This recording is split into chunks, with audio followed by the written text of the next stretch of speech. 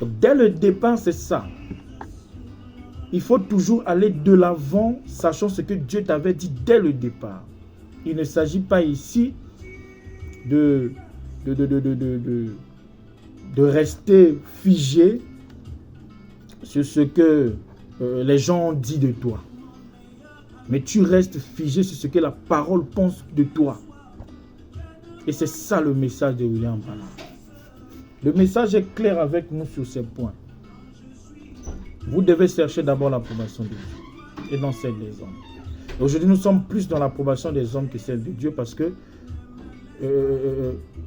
on a des groupes. Si le groupe Intel ne croit pas ça, tu n'es pas de leur groupe. C'est un système, un tableau de l'ère messianique, puisque nous sommes aussi dans une autre ère messianique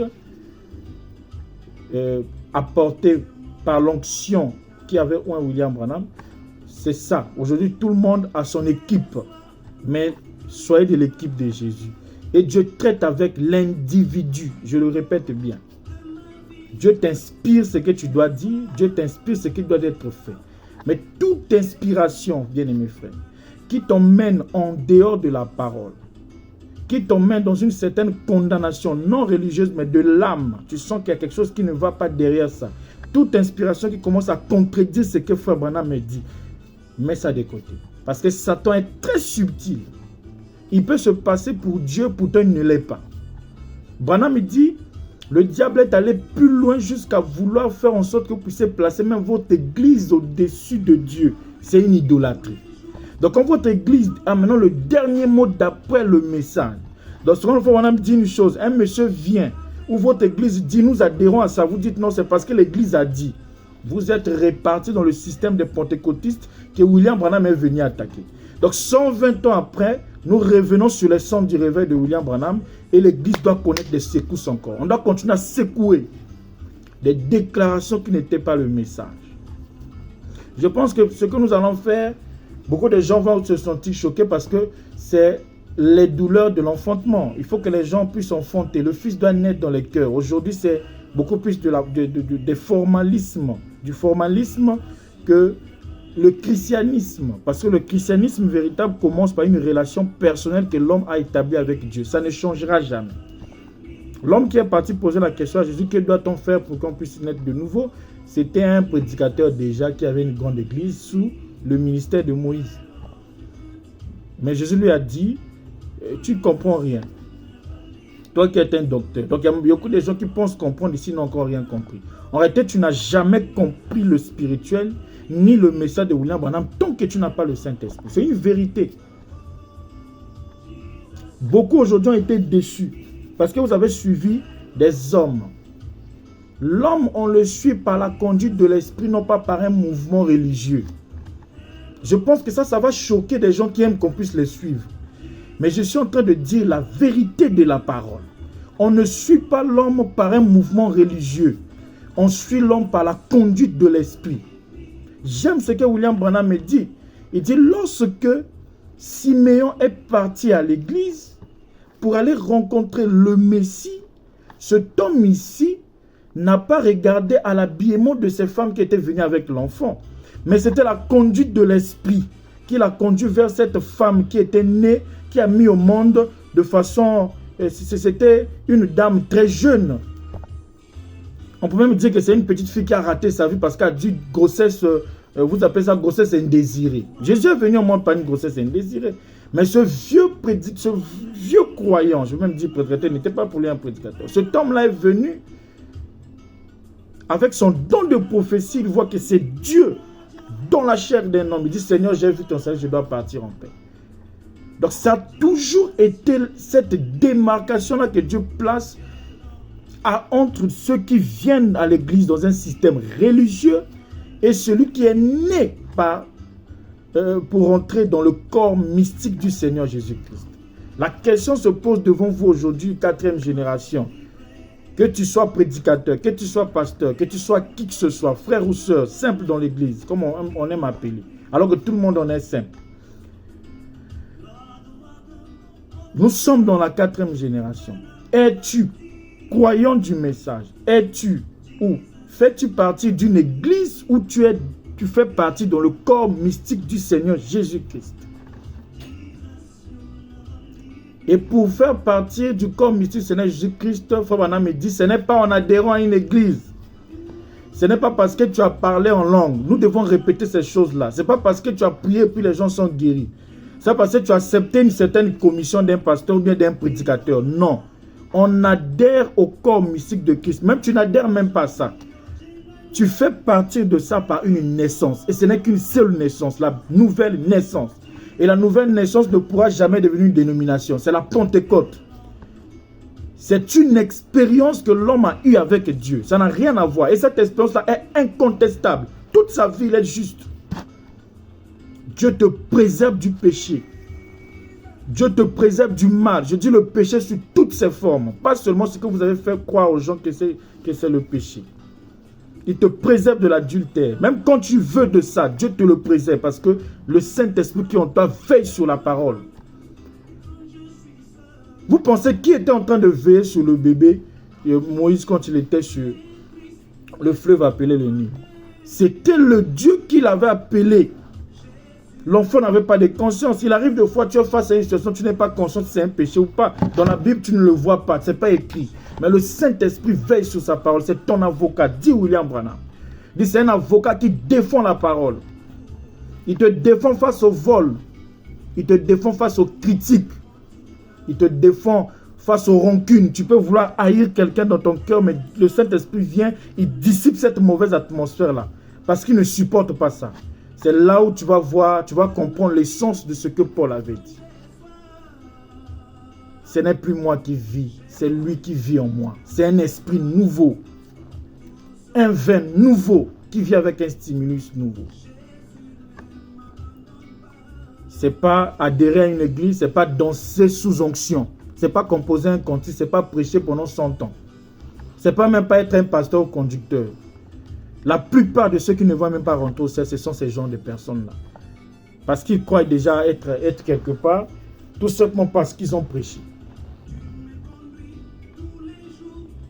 Nous avons fait du message un système moral, alors que Frère Branham est clair dans la brochure Le Surnaturel à partir du paragraphe 46, que si les États-Unis ont souffert avec le tribunal de divorce, c'est parce qu'ils ont voulu faire vivre la vie de cochon aux agneaux. Donc, un cochon, on veut lui faire vivre avec la loi des agneaux. C'est un problème de nature. On a établi plusieurs lois dans les églises. On ne fait pas ici chez moi. Chez moi, si tu fais. Chez moi, si tu fais. Mais oui. Mais vous ne pouvez pas prendre la vie qui se trouve dans un agneau pour l'imposer dans un cochon, à moins de changer son esprit. À moins de changer sa nature. Si sa nature n'est pas changée, vous ne faites aucun travail. Vous êtes en train de veiller sur l'intégrité morale de votre église, mais non sur la sainteté. J'insiste sur ça. Les gens ne sont pas saints, ils sont moralement conduits par les ordres des églises. Mais ils ne sont pas remplis de l'esprit. Voilà pourquoi lorsqu'ils quittent vos églises, ils deviennent des païens. Vous avez l'impression de dire non, parce qu'ils ont quitté, c'est parce qu'ils ont quitté. Non. Quand un homme dans ton église est loin du Saint-Esprit, s'il va dans une autre église, il continue à être un croyant. Il ne va pas changer. L'environnement n'a pas d'effet néfaste sur un homme qui a le Saint-Esprit. Au contraire, c'est le Saint-Esprit qui contrôle, qui impose son rythme sur l'environnement. Je vous dis ce que je vis. Le Saint-Esprit va t'aider, même quand tu n'es plus fort. Même lorsque tu es accablé, même lorsque le diable pense t'avoir déjà eu, il va te relever. Je vous dis la vérité. Même quand tu es malade et que les gens t'ont déjà imposé les mains, ils n'ont pas pu. Le Saint-Esprit qui est en toi, s'il décide de te guérir, il te guérit. Beaucoup vont encore quitter le message, c'est parce que le message n'est pas né dans leur cœur. On a fait naître les lois. Vous vous étonnez, il a fait 20 ans dans notre église, pourquoi il est parti? Non. Il était moralement conduit par les ordres de vos églises. Vous serez surpris de venir devant le Seigneur comme ça, pas assez d'âmes que vous l'avez présenté. Pourquoi? Parce que vous avez eu des foules et non des convertis. C'est sur ça qu'on devait veiller, non sur des doctrines qui devaient être acceptées. Il y a même des choses que les gens ne comprennent pas encore dans le message. C'est à cause de la nouvelle naissance. Jésus était formel devant Nicodème. À moins qu'un homme né de nouveau, il ne peut pas saisir les mystères du royaume des cieux. Vous voulez faire saisir les gens des mystères alors qu'ils ont encore la nature humaine en eux. Or, croire à ce qui est écrit, c'est par la foi. Et la foi, Branham interprète que la foi, c'est une révélation que Dieu donne à un être humain. Ça n'a rien à voir avec le fait que vous avez bien expliqué les choses. Je vous le dis, ce que vous avez reçu par intellect, ce que vous avez reçu par des meilleures explications d'un certain prédicateur, des sermons que vous avez acceptés, par une explication bien détaillée d'un pasteur, un autre monsieur peut vous le retirer. Quelqu'un d'autre qui vient, qui vous explique mieux que ça, il peut vous le retirer. Pourquoi? Parce que c'est une guerre de pensée. Mais lorsque cela vient de l'âme, lorsque vous avez reçu la révélation dans votre âme, rien ne peut vous l'arracher jusqu'à ce que vous allez mourir. Vous pensez que William Branham devait devenir un concubin, vivre dans le concubinage? Il y a quelque chose qui est né en lui. Le chrétien n'a pas peur de lui quand il va quelque part. Il est chrétien. Il y a un souci en 2025 que j'ai remarqué. Les gens ont l'impression que lorsqu'ils disent à l'autre, lorsqu'on vous dit que tu n'as pas encore le Saint-Esprit, c'est une insulte. Non, ce n'est pas une insulte. Quand on n'a pas encore, tu as constaté que ce n'est plus, on n'a pas. Branham dit quoi? Va à genoux. C'est une promesse que Dieu a donnée. Aujourd'hui même, les gens utilisent ça pour se moquer. Tu n'as pas le Saint-Esprit. Tu as un prédicateur qui n'a pas le Saint-Esprit. Tu as un prédicateur, mais ce n'est pas un problème. Qu'est-ce qui prouve que toi qui le dis, tu en as? Parce que le Saint-Esprit a un langage qui ne change pas. Votre langage aujourd'hui là, c'est une démarche qui est anti-scripturaire et anti-Saint-Esprit. Vous insultez les gens. Vous êtes des rancuniers. Vous êtes en colère contre les gens. C'est comme j'ai écouté le frère Genobi le dire. Saint-Esprit a le comment rancunier. Cet esprit n'a qu'un moto, et c'est ce que vous voulez nous faire croire qu'il y a la parole aujourd'hui. Non.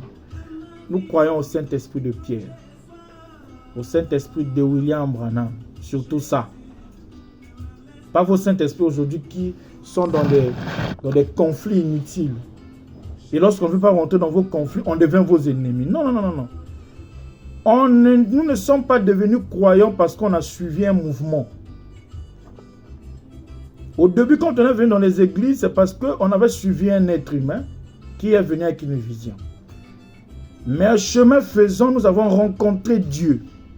Et quand on rencontre Dieu, nous restons redevables envers cet homme-là qui nous a emmenés vers Dieu. Mais aussi longtemps que cet homme reste dans la parole. Lorsque cet homme commence à se tourner du côté qui n'est pas la parole, du côté obscur, même si cela ne dépendait pas de nous, même si cela plutôt dépendait de nous, on va le quitter. Pourquoi? Parce que c'est une nature qui est en nous qui ne supportera plus cet homme-là. Tout le monde sera jugé à cause de son attitude et ses actes. Il y a des gens qui se sont constitués en petits conseillers de Dieu, en petits séléniers de Dieu. Ils pensent que les actes qu'ils posent, Dieu ferme les yeux parce qu'il s'appelle un tel. Faites très attention.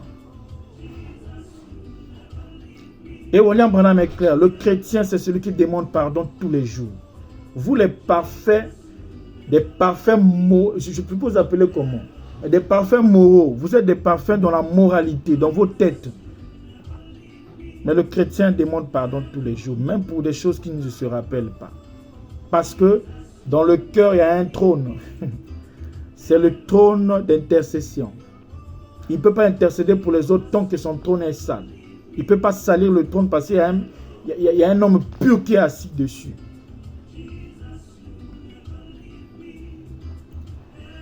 Quelles sont les preuves que cette nouvelle naissance a commencé en vous? Nous allons le voir peut-être plus tard. Mais il y a 3 choses qui ne trompent pas. Vous êtes puissant dans la parole. Quand je dis puissant dans la parole, ce n'est pas quelqu'un qui comprend des mystères tous les jours. Aujourd'hui, les gens ont prêché des mystères, je vous le dis en vérité, parce qu'ils voulaient être pressés pour dire que Grand a touché à Biloko.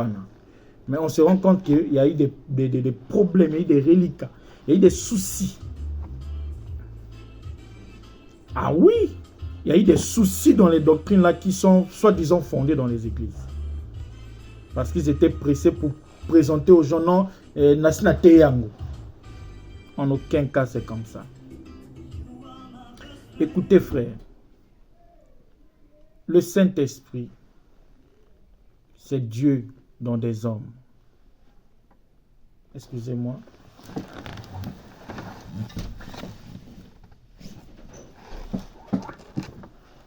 C'est ce qui vous rapproche plus de Dieu.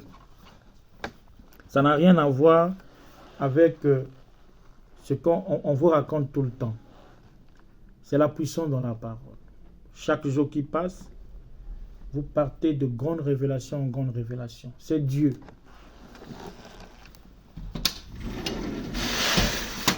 C'est Dieu qui vous emmène dans ces révélations-là. Aujourd'hui, peut-être que tu ne comprends pas encore le 7e sceau. Comme un simple enfant, tu es né.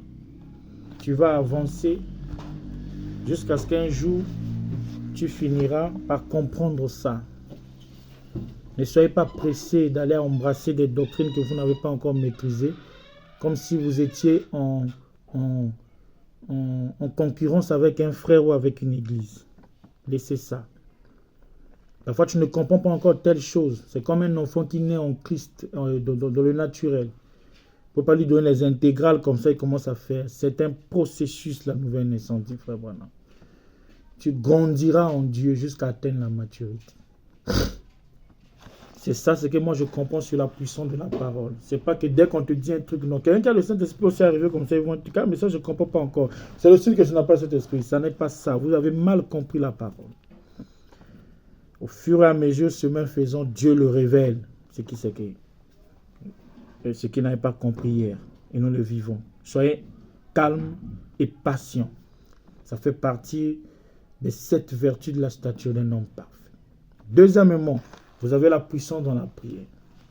La puissance dans la prière ici ne consiste pas à prier longtemps seulement, mais à prier profondément. La durée ne compte pas, mais c'est la sincérité de l'homme dans la prière. Les gens pensent que quand on est un homme de prière, c'est de prier 10 heures du temps, chaque jour, 10 heures, 10 heures. Non, ça n'a rien à voir. Pourtant, les pentecôtistes le font. Ne vous y trompez pas, ne disloquez pas ce que Frère Branham dit. Le christianisme, c'est une vie. Ça n'a rien à voir avec des exercices physiques. C'est une vie. Tu es né de Dieu. Lorsque tu es en manque de prière, l'enfant pleure. Ton cœur le ressent. Pourquoi? Parce qu'il se nourrit de ça. Ce sont des prières profondes. Je dis bien profondes. Qui touchent ton âme. Ça peut même écarquiller tes os, tes yeux. Et faire grincer tes articulations. C'est une présence forte. Parfois, tu ne fais peut-être que 10 à 15 minutes. Mais tu étais en contact avec un être précieux. Combien pourront dire à Moïse que tu as fait 5 minutes dans la présence de Dieu? Mais vous avez fait combien de minutes que vous pensez dans la présence de Dieu et vous êtes toujours des critiqueurs? C'est une forme de démonologie. Vous êtes toujours dans l'adultère. C'est une forme de démonologie. Vous êtes toujours dans des bêtises, le mensonge, le vol au travail. Mais pourtant, vous dites être des hommes de prière et des femmes de prière. Pourquoi le mensonge ne vous quitte pas? Pourquoi les critiques, les moqueries que vous avez dans vos âmes là ne vous quittent pas? Ça n'a rien à voir. La puissance de la prière, c'est pas ça. Je dis une prière profonde. Tu es dans la présence de Dieu et cela change ta vie, ça change ton être. Complètement. Rien à voir avec ce que vous vous dites aujourd'hui. Non, non, non. C'est ça la puissance dans la prière. Ce sont des prières qui coulent à flot. Tu parles, c'est comme si des mots ne venaient pas de toi. Vous communiquez. Branham dit c'est une communication. Et quand tu le parles, il répond. Il répond. Parce que tu rentres déjà en communion dans le corps de Christ. C'est ça la puissance de la prière. Et le diable se plie devant toi. Ce n'est pas prendre des sinon. Non, ça c'est être des délinquants. Mais plus tu es dans cette présence-là, tu deviens doux, calme, tranquille.